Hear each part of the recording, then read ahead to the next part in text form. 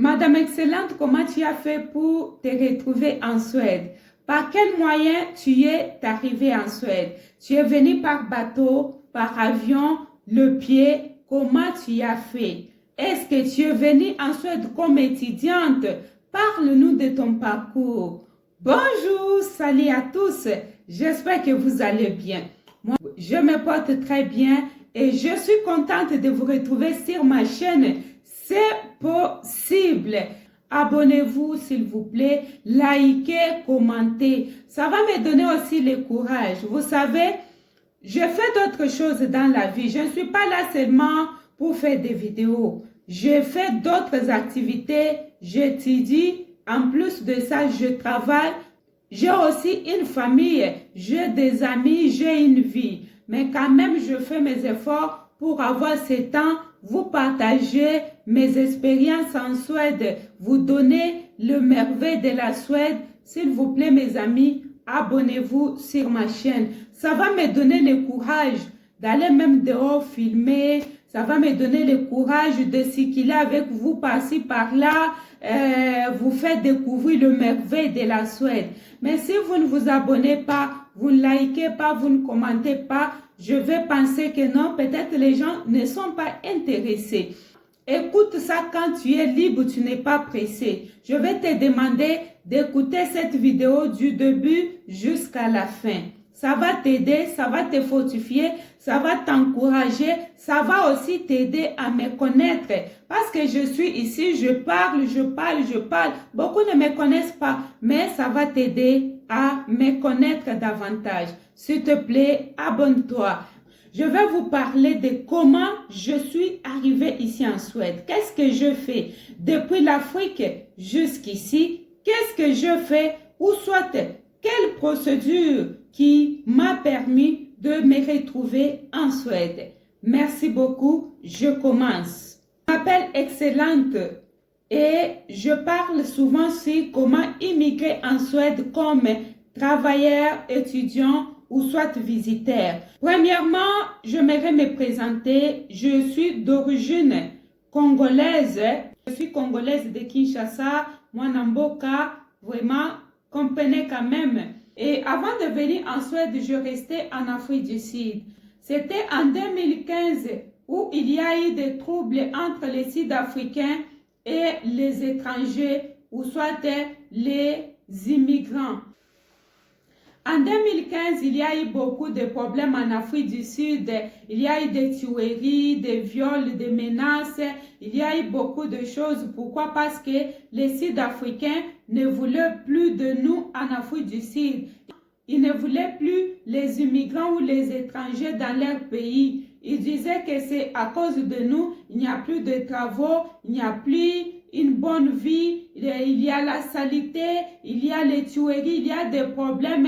C'est à cause de nous, étrangers. C'est comme ça ils ont commencé des troubles. Ils ont commencé à tuer les étrangers, à violer, violenter. Il y a même de brûler les gens vivants. Et puis on les brûlait.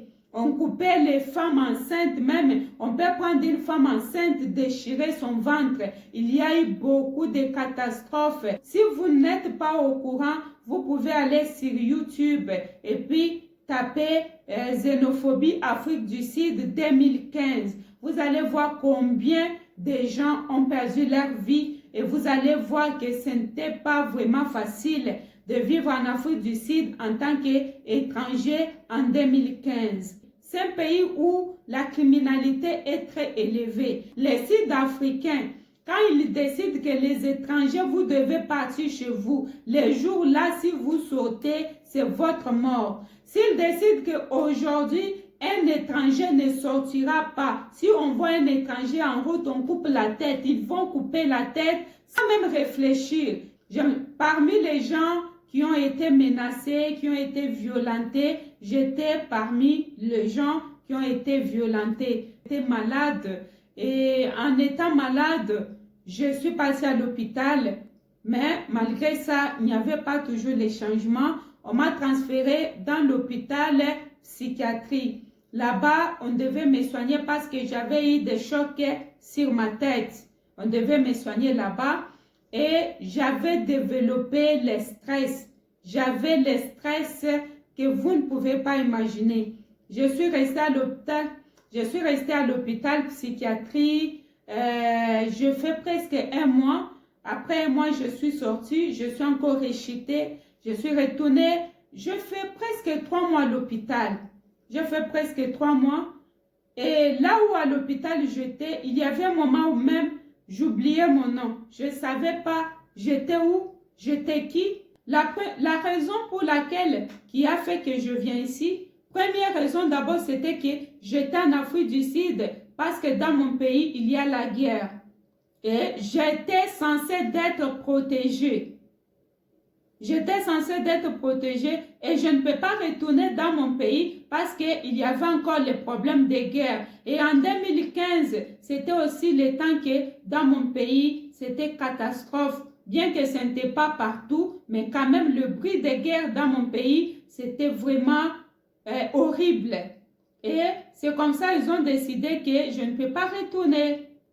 Et la deuxième raison, étant un étranger en Afrique du Sud, une personne qui devait être protégée, j'ai été attaquée, menacée, j'ai eu des couteaux, j'ai eu des violations, ce qui a fait que l'Afrique du Sud ne m'a pas protégée.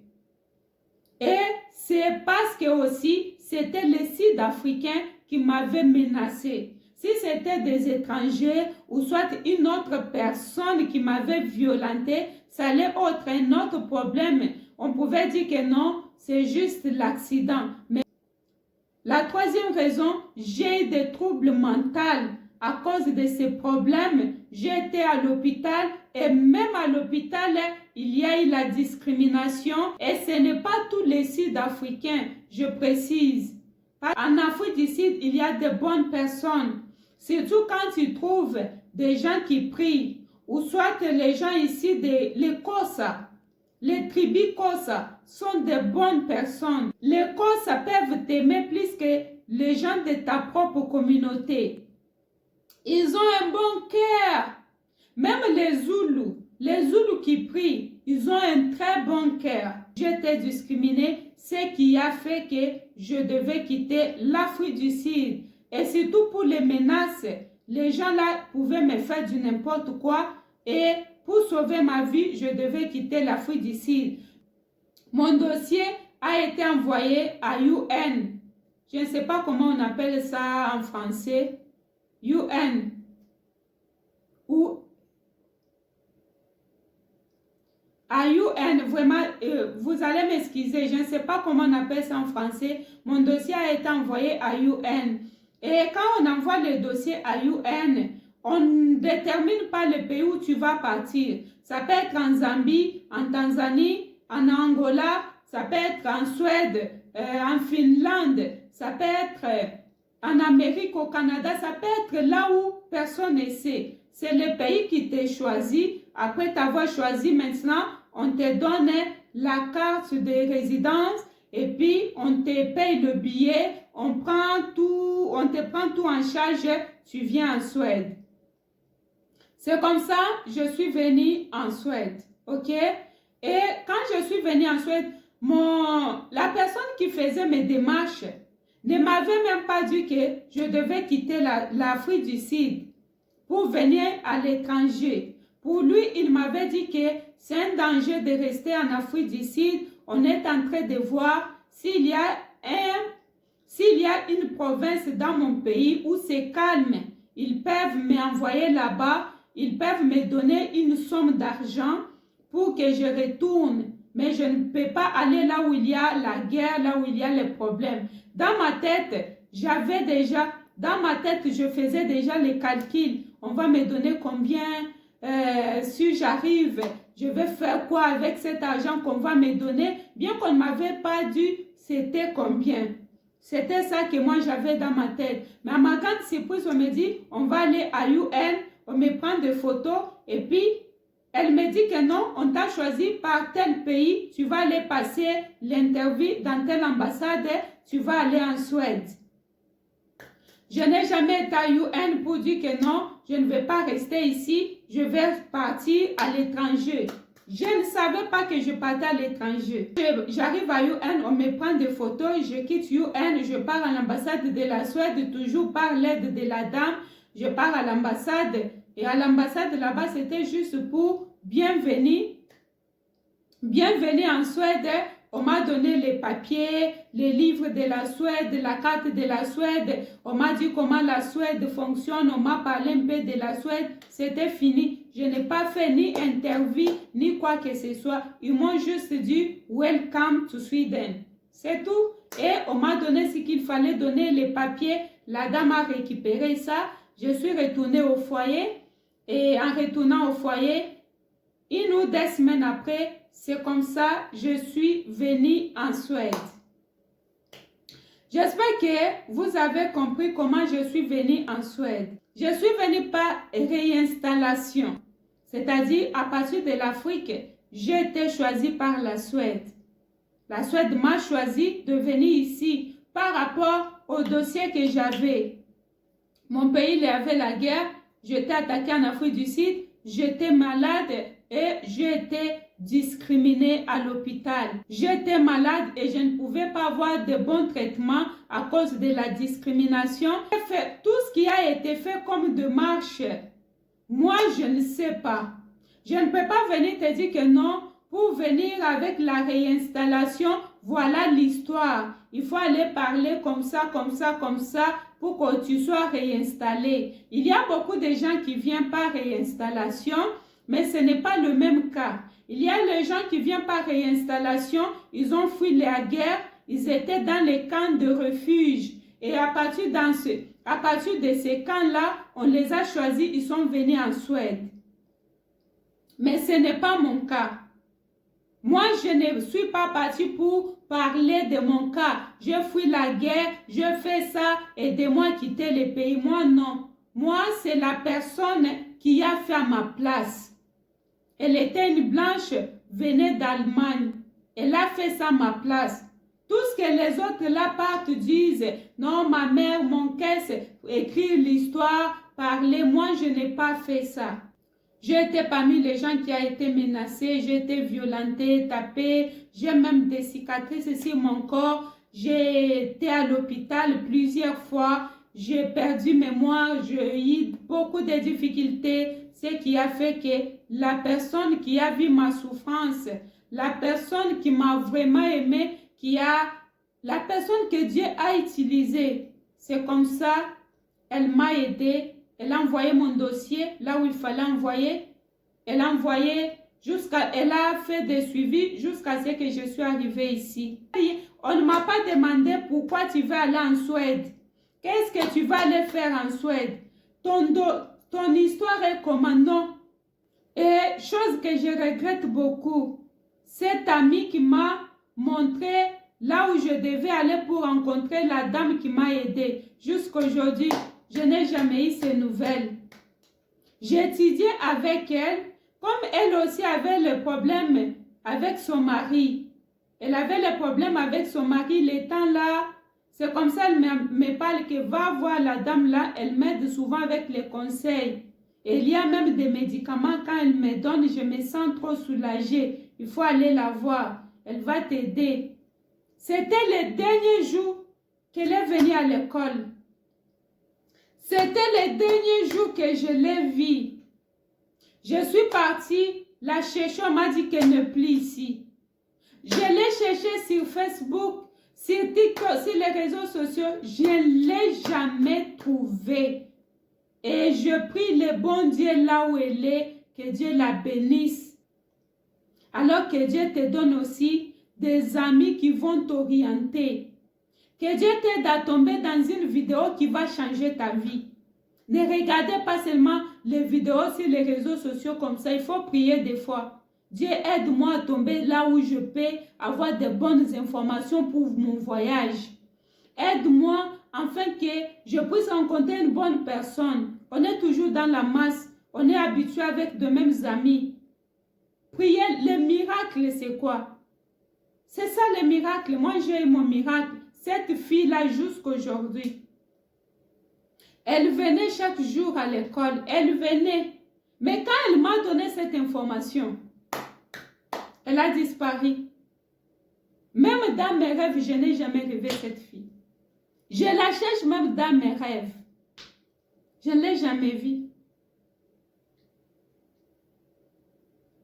C'est comme ça Dieu fait les choses. Voilà un peu mon histoire, mon parcours, comment je suis venue en Suède. J'espère que j'ai répondu à ta question, toi qui me demandes souvent comment tu es venu en Suède. Et je peux dire que la plupart des gens qui sont ici en Suède, ce sont des gens qui sont venus par réinstallation. C'est-à-dire les gens que la Suède elle-même a choisi de venir en Suède. Les étudiants, c'est maintenant là, hein, souvent le côté anglophone.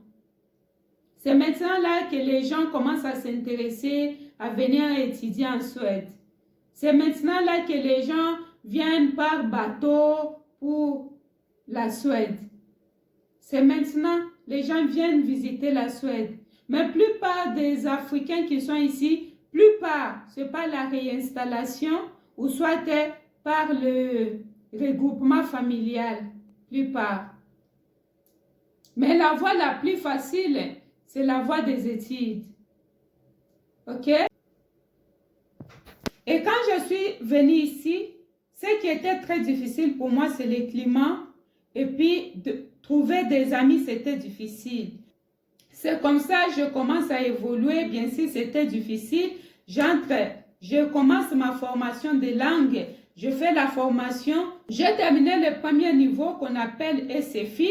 Et puis, il fallait prendre le deuxième niveau. Je suis partie dans le deuxième niveau. J'ai terminé très vite. Et il fallait entamer le troisième niveau parce qu'il y a 3 niveaux. Le premier niveau, c'est les CEDOA pour les étrangers. Et il y a maintenant un deuxième niveau. Le deuxième niveau, là, vous commencez vraiment à étudier. Vous étudiez la grammaire, vous étudiez conjugaison. Même en premier niveau aussi, il y a aussi grammaire, mais ce n'est pas comme deuxième niveau. Là, c'est un peu avancé. Mais ça, le troisième niveau, là, c'est comme collège. Parce que sur le troisième niveau, même les CEDOA étudient là-bas. Selon le système éducatif de la Suède, une fois totalisé 20 ans, tu ne peux pas étudier avec les enfants. Peut-être que tu as repris l'année. Qu'est-ce que tu vas faire? On va t'amener dans le groupe des adultes pour aller étudier là-bas. Tu ne peux pas encore étudier avec les enfants. C'est comme ça là-bas, vous étudiez avec les CEDOA, vous étudiez avec tout le monde. Il n'y a pas la différence que non, tu es CEDOA ou soit tu es étranger. Même les gens qui dominent là-bas, ce sont nous, les ressortissants des autres pays. J'ai fait aussi, vite fait, j'ai terminé. À l'intervalle d'une année et demie, j'avais déjà fini les 3 niveaux. Donc, je suis partie 6 mois, 4 mois, 3 mois, j'ai fini tous les 3 programmes. Et en finissant, je me suis dit que non, je dois aller maintenant à l'université. Je suis entrée à l'université, je commence à étudier. Je fais l'université, première année, deuxième année à la fin, une lettre qui tombe dans ma maison. Non, je ne dois pas continuer avec les études. Je me dis, mais pourquoi? Pourquoi je ne dois pas continuer avec les études? J'avais choisi l'enseignement maternel. Parce qu'ici, l'enseignement maternel, tu peux faire ça à l'université. Ce n'est pas comme chez nous. Être un enseignant spécialisé à l'école maternelle, il faut aller à l'université. Je n'ai pas triché parce que ici, si tu triches, on va te demander d'arrêter les études pendant 5 ans. Ça dépend aussi de la tricherie. On peut te donner 5 ans ou on peut te demander de ne pas continuer ou soit de changer la faculté. Je suis restée en m'inquiétant. Directement, je pars à l'école pour demander pourquoi je ne dois pas continuer avec les cours. C'était déjà l'universitaire. C'est pourquoi je ne dois pas continuer. Et le recteur qui me dit que non, nous avons reçu la lettre ici que tu es malade. Et la maladie que tu as, tu ne peux pas faire l'enseignement. Surtout dans ce domaine ici, nous avons besoin de personnes qui ont des mentales stables. Tu ne peux pas faire ça. Pourquoi? Parce que ça va t'affecter davantage. Tu vas commencer à rechuter à tout moment. Ce n'est pas bien. Comme tu es malade, choisis autre faculté, ou soit il faut d'abord aller voir ces gens pour qu'ils puissent t'orienter dans quel domaine toi tu vas suivre. Et il faut aussi noter que depuis que j'étais là, je partais toujours voir les psychologues. J'avais toujours des suivis, on me faisait les suivis, je partais à l'hôpital, j'avais des docteurs qui me faisaient des suivis, j'avais des psychologues, j'avais des gens, c'est-à-dire par semaine, j'avais 2 ou 3 rendez-vous, ce qui faisait que je n'étudiais pas à 100%. Même quand je faisais ma formation de langue, ce n'était pas à 100%. Même quand je faisais ma formation de langue, on ne me permettait pas de travailler. Il y avait les gens qui faisaient leur formation et travaillaient, mais moi, on m'avait interdit parce que j'étais malade et je ne pouvais pas travailler. Moi-même, je me sentais à mesure de travailler parce que je n'avais pas de douleur, je n'avais pas de problèmes un peu bizarres de perte de mémoire, mais par rapport au dossier, la façon que la dame avait fait mon dossier, ça montrait que j'étais une personne vraiment qui avait besoin d'aide, une personne qui était très souffrante, qui doit être suivie. C'est comme ça, et aussi, ils ont pris en considération, ils ont dit que tu ne dois pas faire 2 choses à la fois. J'ai respecté. La même chose quand je partais à l'université, je n'étudiais. La même chose quand je partais à l'université, je ne travaillais pas. On m'avait interdit de travailler. Pourquoi? Parce que j'aurais des surménages. Ça sera beaucoup pour moi, ce n'est pas bien.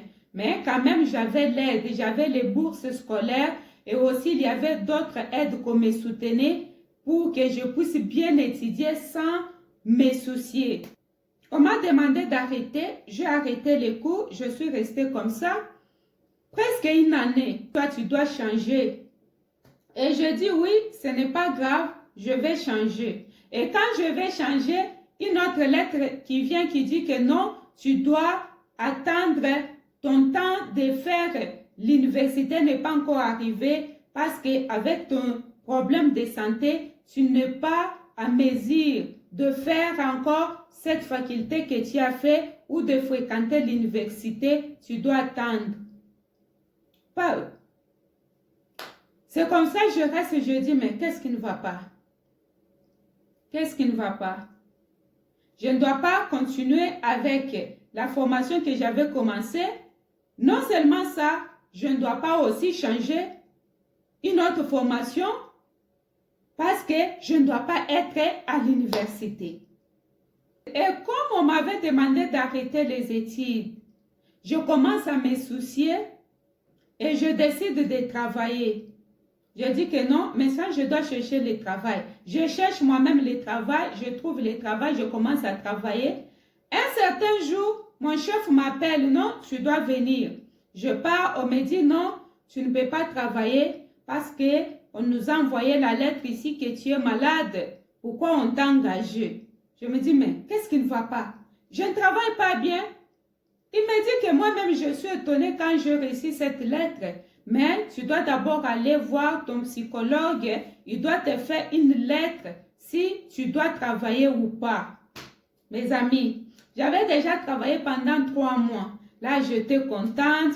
Je me suis dit que même si je ne fais pas l'université, je vais juste travailler, ça sera bien pour moi. Et on me payait bien, hein? Me payait très bien.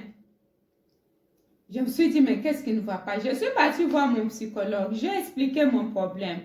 Et le psychologue qui dit, non, tu sais, par rapport à ton dossier, tu ne peux pas travailler maintenant. Il faut attendre. Il faut que nous-mêmes, nous puissions savoir dans quel domaine tu dois travailler. Mes amis, je reste là. 1 mois, 2 mois, 6 mois, 1 année. Je dis que mais ça commence à devenir trop. Qu'est-ce qui ne va pas avec moi? Et c'est temps-là que moi, je suis en train d'attendre la réponse. Ce n'est pas que je sois à la maison. Lundi, je vais aller voir un psychologue. Le mardi, je serai dans tel hôpital pour regarder ma tête, pour voir qu'est-ce qui ne va pas. Le mercredi, je suis dans une autre activité de dessin. Je dois dessiner.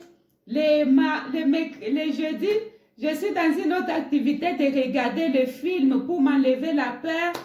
Et le vendredi, je suis dans le sport. Et tout ça organisé par le gouvernement suédois ou soit le système suédois. C'est comme ça, je commence à faire toutes ces activités, mais dans mon intérieur, je ne voulais pas faire ça. Pourquoi? Parce que moi, je voyais les retards. Les gens que j'étais venue avec eux commençaient déjà à travailler, commençaient déjà à gagner l'argent, commençaient déjà à acheter les terrains au pays, commençaient déjà à construire, aider la famille. Tout ça, ça me dérangeait. Je me dis, mais comment je peux venir dans un pays aussi plein d'opportunités? Les gens qui sont venus même derrière moi, ils ont commencé déjà à construire, ils ont commencé à s'en sortir, ils sont bien. Et moi, je suis sur place en train d'aller du lundi au vendredi, je suis dans tel programme, tant que moi-même, je me sens que je vais bien. Mes amis, c'est là où je rechute encore. Et quand je pars, on me fait entrer les appareils là dans la tête, on trouve tous ces stress là, on dit que non, j'ai un peu rechuté, on doit m'ajouter les médicaments. J'avais presque 6 sortes de médicaments. On m'ajoute 3 autres, ça devient 9 sortes de médicaments. Les médicaments pour bien dormir, pour bien manger, les médicaments pour ne pas me fatiguer, les médicaments pour ne pas oublier, les médicaments pour ne pas paniquer, les médicaments que je prends, que ça ne puisse pas avoir beaucoup d'effets sur moi, les médicaments, des médicaments.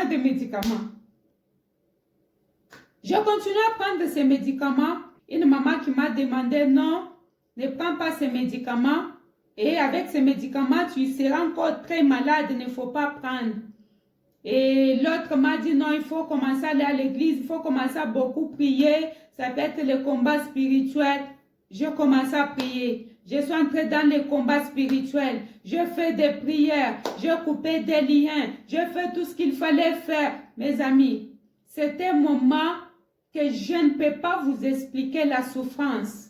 C'est comme ça que je commençais encore à souffrir dans mon intérieur. Moi, tout ce qui m'intéressait, c'est de travailler. Commencer à progresser, aider la famille, m'aider moi-même à avancer. Et je suis restée comme ça, sans travailler, sans étudier, pendant au moins 3 ans. C'est comme ça que j'ai décidé de commencer à prier. Je commençais à prier. Et les moments que je priais beaucoup, j'avais abandonné de prendre les médicaments. Quand on me donnait les médicaments, je prenais, mais je ne prenais pas. À ma grande surprise, une année plus tard, on m'appelle pour me dire que je ne prends pas les médicaments. Mais je dis, les gens ici sont sorcières ou soit sont magiciens. Et je dis, comment je ne prends pas les médicaments? Oh, on a constaté les derniers examens que tu es allé faire à l'hôpital, on a constaté que ça fait presque une année que tu ne prends plus le médicament. J'ai dit, ouais. Oui, ça montrait dans le sang. Parce que je faisais, chaque mois, je partais à l'hôpital pour faire l'examen général. Et après 3 mois, je passais sur le scannage des têtes. On devait regarder comment ma tête fonctionne. On va placer les appareils, on me met quelque chose comme casque. On place les appareils sur ma tête, sur mon ventre, sur mes pieds, mes mains, tout ça pour voir un peu comment mon cerveau fonctionne. Et c'est comme ça, ils ont détecté que je ne prenais pas de médicaments. Bref, j'ai repris de prendre les médicaments. Je partais voir les psychologues, les docteurs, tout ce qu'on me demandait de faire. Avant là, j'avais un peu négligé, mais j'ai repris encore. Voilà un peu. C'est comme ça que je suis restée. Je continue à prier, à prendre les médicaments, à faire tout ce qu'on me demandait. Au pays, personne ne me comprenait. Pourquoi? Parce que depuis que je suis venue en Suède, je n'en vois rien. Je ne fais pas appeler quelqu'un. Je n'aide personne. Je ne condamnais pas parce que je savais que si c'était moi à leur place, j'allais aussi dire ça. Comment ma sœur est partie, depuis qu'elle est partie, elle ne nous envoie pas ça, elle ne nous aide pas, elle ne nous fait pas inviter, tout ça. Moi, je comprenais. J'ai souffert dans mon intérieur. Quand par exemple au pays, on me dit telle personne est malade. et moi, je n'ai rien envoyé. Quand je dis je n'ai rien, ils vont dire ok. Mais dans mon intérieur, ça me dérangeait. Quand je voyais mes amis soutenir leurs parents, soutenir leur famille, la Suède, c'est un bon pays. Si tu travailles, forcément, tu vas bien avancer. Mais moi, ce n'était pas le cas. Bien sûr, je recevais l'aide sociale, mais c'était payé. C'était l'aide juste, tu payes la maison, tu manges et les transports. Il n'y avait pas beaucoup plus que ça. C'est comme ça maintenant, je pars voir mon évêque, je lui parle de mon problème. Depuis que je suis venue, je n'avance pas à cause de ça, à cause de ça. Il a dit qu'il n'y a pas de problème, on va voir. Là où il est parti, il a fait de tout son mieux pour connaître mon problème. Il m'a demandé si on peut lui envoyer mon dossier médical. Parce que mon évêque aussi, il est du domaine médical. J'ai accepté et puis on m'a demandé, il a reçu mon document médical. Et le document médical ici, ce n'est pas qu'on va t'envoyer le fardeau ou les papiers. C'est juste ton accord. Avec mon numéro matricule, on va voir tout ce qui se passe dans ma vie. Mais tu as juste besoin de donner ton accord que la personne peut entrer. Comme ça, il est entré, il a regardé mon dossier. Il a dit que non, non. Là, c'était un abus. Ça ne doit pas se faire comme ça. Parce que selon la loi suédoise, même si tu es un handicapé, tu es malade, tu as droit aux études, tu as droit au travail, mais on va te placer quelle catégorie que toi tu vas travailler par rapport à ton problème. Même si tu es aveugle, il y a toujours des travaux on va te donner par rapport à ta situation. Il a dit que ça ne se passe pas comme ça. On ne peut pas te demander de ne pas travailler, de ne rien faire. Ça là, ça devient autre problème. Au cas où j'ai la dépression, je vais aller voir le docteur, le psychologue. Mais par rapport à ce qui était passé, tout ce que j'ai pris comme médicament jusqu'à aujourd'hui, on doit arrêter. Ils se sont mobilisés et ce n'était pas seulement la paroisse où j'étais.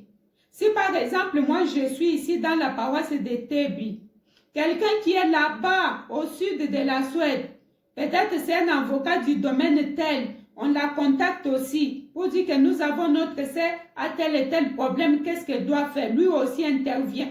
C'était comme si partout ici dans l'église en Suède, les gens se sont mobilisés, se sont levés.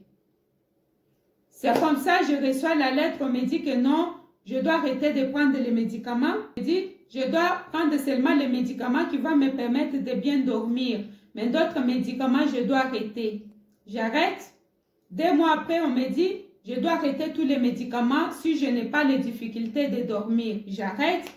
Après, 2 mois après, on me dit que non, je dois arrêter avec les thérapies, aller voir les psychologues, aller dans des activités là, d'orientation.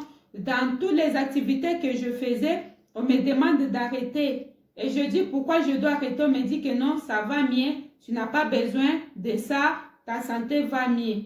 C'est comme ça.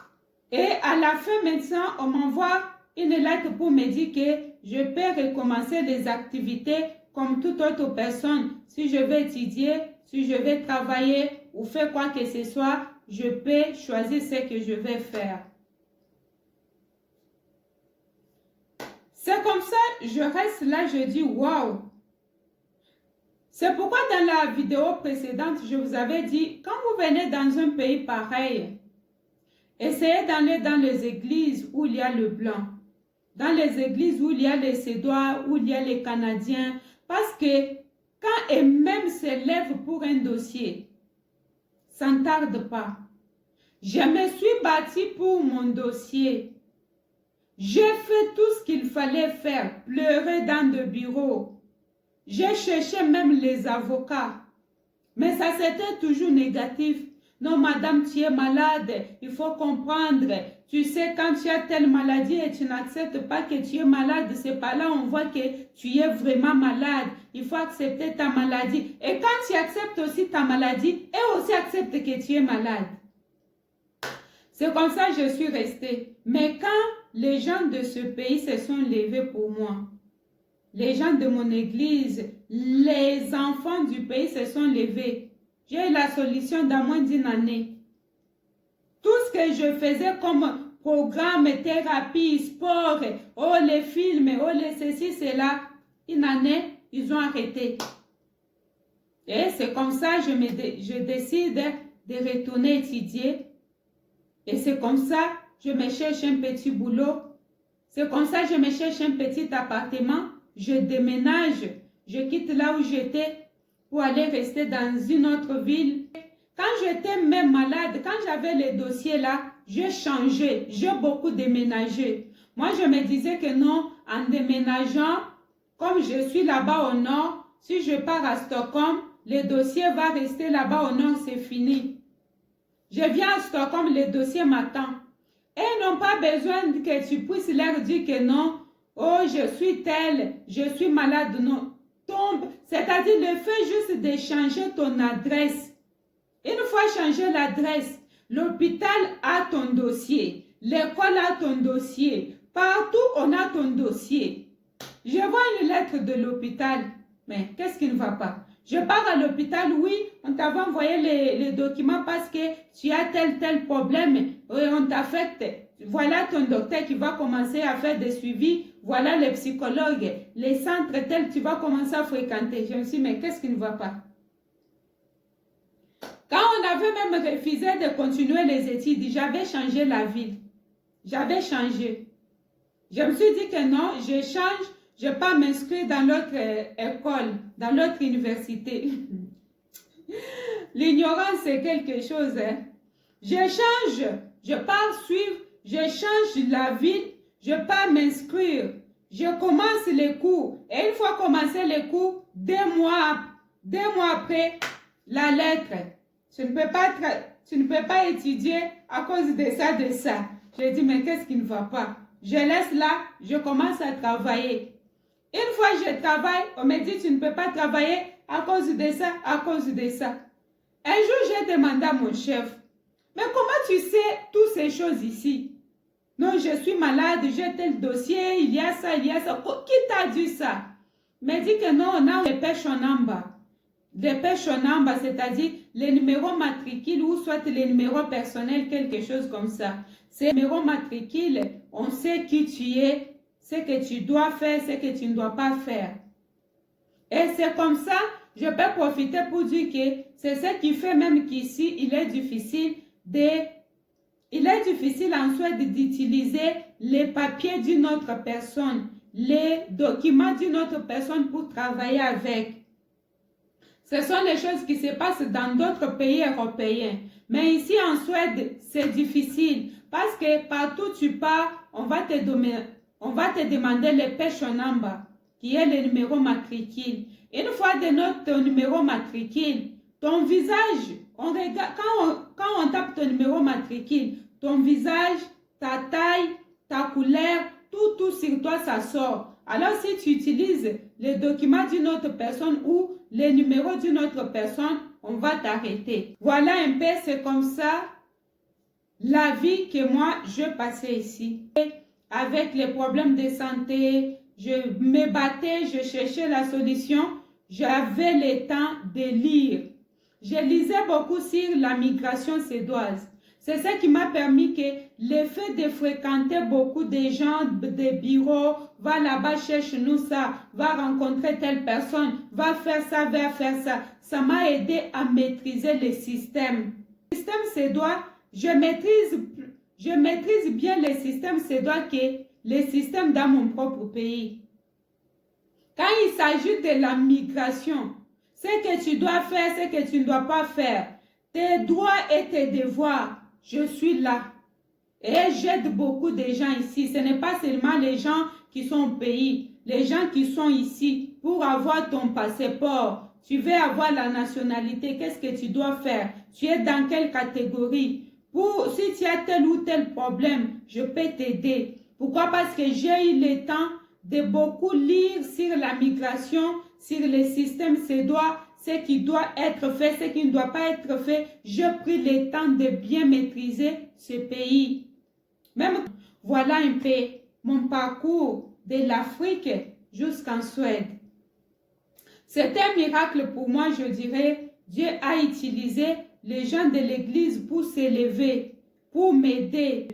Je bénis mon Dieu parce que ce temps-là, ça m'a aidé à me rapprocher de Dieu, ça m'a aidé à me connaître.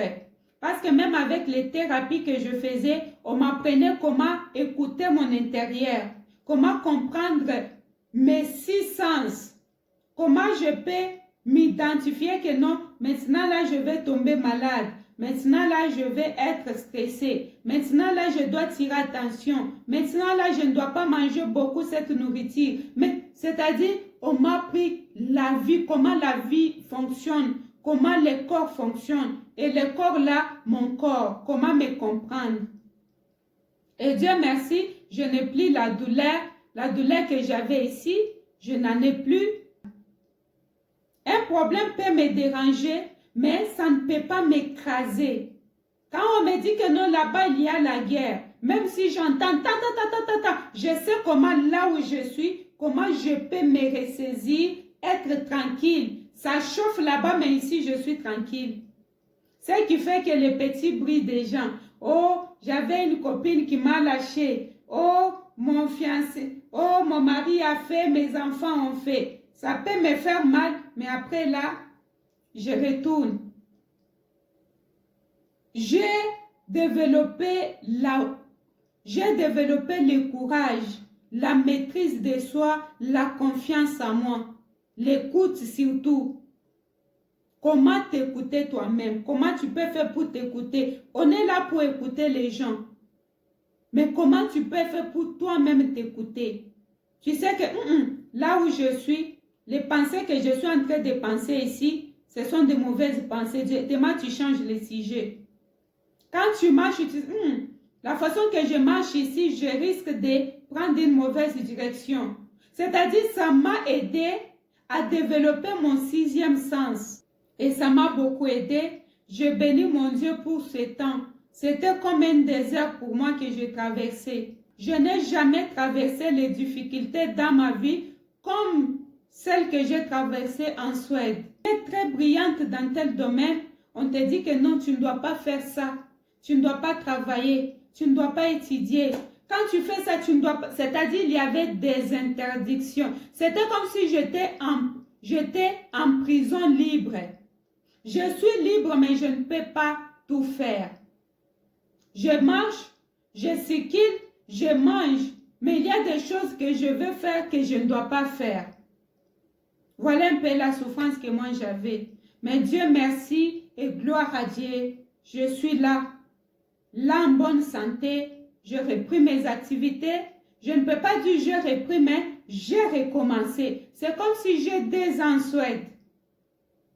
Parce que depuis qu'on m'a demandé d'arrêter de boire les médicaments, de recommencer les cours, de recommencer tout, maintenant je peux totaliser presque 2 ans ou 2 ans et demi. Les 5 ans, j'ai presque 7 ans et demi en Suède. Je suis en train d'aller dans mon 8e année. Ok? Mais les 5 ans, c'était les 5 ans que je n'ai rien fait. Ce n'est pas parce que je ne voulais pas. Ce n'est pas parce qu'il n'y avait pas de travaux, nous soit l'opportunité d'étudier, mais c'est parce que mon état de santé, ça ne me permettait pas. Et aussi, surtout parce que les rapports que la Suède avait reçus pour moi, c'était un rapport qui devait faire beaucoup de suivi. Parce que si j'allais aussi avoir des problèmes, ça allait tomber sur eux. Il faut savoir que il faut savoir que quand tu viens par réinstallation, tu es très différent d'une personne qui vient comme étudiant, une personne qui vient parce que on l'a invité par sa femme par regroupement familial. Si tu viens par réinstallation, la Suède ou le pays qui t'a réinstallé est censé de te protéger. Et s'il y a un problème que c'est par leur faute, ils sont censés de payer même ton pays. Ce sont des gens qui même demandent de venir dans leur pays. Ce n'est pas par toi-même tu es venu, mais ils ont regardé ton dossier, ils ont accepté que tu dois venir. Ça peut être que dans ton pays, il y a la guerre. Ça peut être que tu es poursuivi par un problème quelconque. Si tu n'as pas demandé l'asile ici, mais c'est à partir de là où tu es, la Suède regarde ton document et accepte, il t'envoie les billets, il te demande de venir et puis te donne la maison. S'il y a un problème qui t'arrive, ils peuvent avoir aussi des problèmes. C'est comme ça, ils étaient avec moi à la loupe. Tous mes mouvements, quand je me déplace, partout je partais, tout ce que je faisais, ils étaient là. Mais ça me fatiguait. Je vous ai épargné de beaucoup de détails. Je vais parler des périodes de Covid. Comment j'ai souffert dans ce pays le moment de Covid. Vous ne pouvez pas imaginer. Ces pays ici, moi, je considérais ça comme une prison ouverte pour moi. Je ne pouvais pas sortir. Même aller en France, aller dans des pays voisinages, moi, je ne pouvais pas le faire. Les gens peut-être me demandaient, mais toi, depuis que tu es venu, tu ne visites pas ici, tu ne visites pas là-bas. Non. Il y a les autres personnes qui viennent par réinstallation, ils ont la liberté. Ils peuvent voyager, étudier, travailler, faire tout ce qu'il faut. Faire tout ce qu'il faut. Mais moi, mon dossier, c'était les cas des malades. Et ce n'est pas n'importe quelle maladie, c'est une maladie qui est venue parce que j'ai été traumatisée. J'ai été attaquée. Alors, ils faisaient de leur mieux pour que je sois en sécurité, pour que je sois bien. Bien que moi, je regardais du côté argent, du côté progresser, du côté aider, du côté ambition, mais regardez moi, mon intérêt, ma vie. Voilà comment je suis venue en Suède. Et ce que je peux te dire, toi qui me regardes, n'importe quel chemin qui va t'amener en Suède, ça ne sera pas facile, mais ça sera possible. Courage, quelles que soient les difficultés, les moqueries des gens, quels que soient les problèmes, ne lâchez pas. Les difficultés sont là pour vous donner des expériences, pour vous forger, pour vous fortifier. Les mêmes personnes qui se moquent de vous aujourd'hui, ils seront les mêmes qui viendront vous demander comment vous avez fait pour réussir. Alors, tenez fort. Tu es malade, il faut suivre ce que le docteur te dit. La plupart des gens disent toujours, ne prends pas les médicaments, ne fais pas ça, ne suis pas ce qu'ils te disent. Et évitez d'écouter les gens quand nous venons dans ces pays. Chaque personne a son dossier. Si tu vois quelqu'un qui vient aujourd'hui, demain il va aller aux États-Unis voir son frère là-bas, ne suis pas. Quelqu'un qui vient aujourd'hui, retourne dans son pays demain, ne part pas. On n'a pas le même dossier. C'est comme ça les jours de demander la nationalité, on va te compliquer. C'est comme ça quand tu auras des problèmes, tu pars demander l'aide. Que j'ai tel ou tel problème, on va trouver que toi tu es menteur. Parce que tu n'as pas respecté les règles que tu devais respecter. Il faut tirer attention. Chaque personne a son dossier. Chaque personne n'est pas venue comme toi. Même si vous tous vous êtes venus par réinstallation, vous n'avez pas le même caisse. Je suis venue avec réinstallation. Il y a des choses qu'on m'avait interdit de faire. Il y a des gens qui sont venus par la même occasion, mais il n'y a pas eu des interdictions. Quand ils sont venus, ils ont commencé les études facilement et travaillé facilement. Ils ont même combiné études et travail.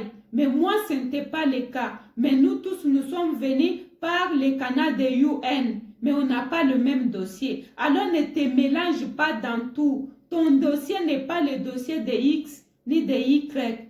Même quand tu viens en tant qu'étudiant, évite de trop écouter. Parce que tu peux venir en tant qu'étudiant, mais l'autre vient en tant qu'étudiant. Vous n'avez pas les mêmes accords dans vos pays. Il y a des pays qui ont des accords avec la Suède. Quand tu viens, tu fais tel ou tel problème, on te pardonne parce qu'il y a tel et tel accord par rapport à ton pays. Il y a des pays où il n'y a pas des accords. Moindre erreur, on te refoule. Alors sois sage. Vraiment, merci de m'avoir suivi du début jusqu'à la fin. Merci pour votre fidélité. À la prochaine avec une autre vidéo. Je vous aime beaucoup. Courage à vous. Never give up. N'abandonnez jamais. Soyez forts. Soyez déterminés. Vivez vos rêves. Et surtout, soyez patients dans vos difficultés. Cherchez Dieu dans vos difficultés au lieu de chercher les hommes. Bien quand même, les hommes peuvent vous soutenir. Mais la personne qui va toucher les cœurs des hommes, c'est Dieu. Comme moi, j'avais cherché Dieu. Dieu avait touché le cœur des gens de l'église pour m'aider. Dieu avait touché le cœur de mes amis. Dieu avait touché le cœur de gens qui m'ont soutenu jusqu'à aujourd'hui. Merci beaucoup. Que Dieu vous bénisse. Prenez bien soin de vous. À la prochaine. Bye.